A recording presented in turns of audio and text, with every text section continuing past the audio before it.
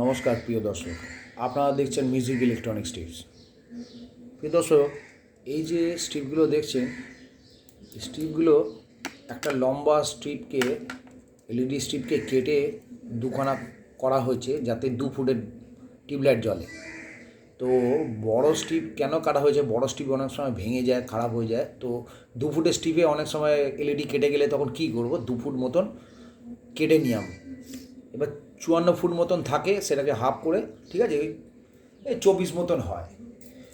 তো এবার স্ট্রিপটা যে কাটা আমি এই দেখুন, এইটা এখানে অন অফ সুইচ আছে, ঠিক আছে, আমি অন অফ সুইচে এই অন করছি। এটা আমার নিজের হাতে 50 থেকে 60 70 80 ভোল্টে আমার বানানো আছে। মানে যেগুলো আমরা বলি যে আমাদের যে এসিডিসি স্ট্রিপ যেগুলো আছে, ঠিক আছে, ড্রাইভারটা। তো আমি ড্রাইভার আমার সবসময় আমি ড্রাইভার ইউজ করবো, আমি কাটবো খুলবো, সময়টা যাবে, তার থেকে আমি বানিয়ে রেখেছি যাতে আমার টেস্টিংয়ের জন্য আমার লাগে, আমি করে রেখেছি। এবার দেখুন টেস্টিং প্রসেসটা কেমন করে হয়। এমনি দুটো তার নেবেন, আমি যেমন এমনি বানিয়ে রেখেছি যাতে কারেন্ট না খায়।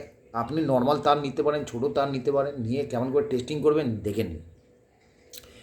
টেস্টিং করার সহজ নিয়ম হচ্ছে, আমি কিছুটা আপনাদের যাতে একটু জুম করতে পারছি না, দূর থেকে বুঝতে পারবেন, তো আমি হালকা এইটা জুম করে দিচ্ছি, খালি এইটুকুনি জিনিসটাকে ধরে রাখার জন্য যাতে আপনারা দেখতে পারেন।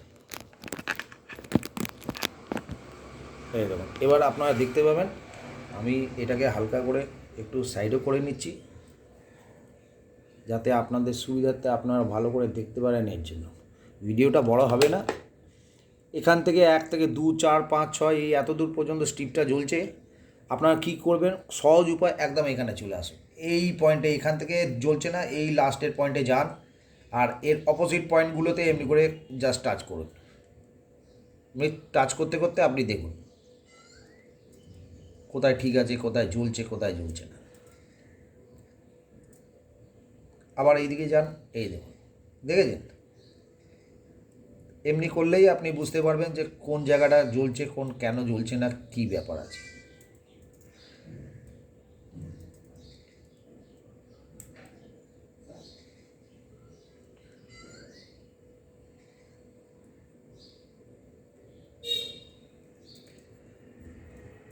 কোনটা খারাপ কোনটা ভালো আপনি এখান থেকেই দেখবেন, চেক করতে পারবেন। এই দেখুন, এখানে পাচ্ছি না, এত দূর পেয়েছি, তার মানে বন্ধুরা এই যে এইটা খারাপ আছে। এটাকে এটাকে এখন চেঞ্জ করাবো।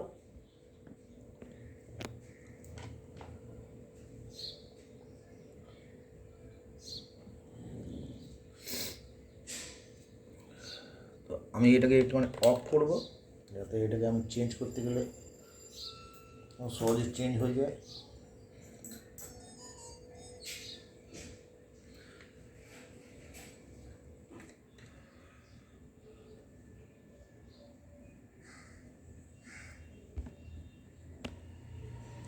তো দেখছি যখন আমার 61 নম্বরটা কাটা, তো 61 নম্বরটা খুলে দিয়েছি। আমি কি করব, এখানে হালকা করে চেপে রাখবো, এটাকে চেপে রেখে এই 61 নম্বরটা এখান থেকে সোল্ডার করে দেবো।